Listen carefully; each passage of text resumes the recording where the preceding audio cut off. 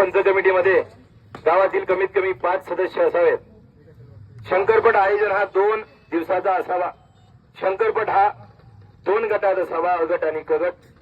शंकरपट ड गटात फक्त चालू वर्षाचे आदात व 2 दात वासरू चालतील याची सर्व बैल वासरू मालकाने व चालकाने नोंद घ्यावी. ड गटाचे वासरू ड गटातच आणावे. ती मागील वर्षी पळालेले जसे की देणगी पावती, शोपल्ला, गावगाड्यातील शेकंदपटात गुलालासाठी खेळलेले आणि गुलाल घेतलेले, नंबर घेतलेले वासरू बैल चालणार नाही.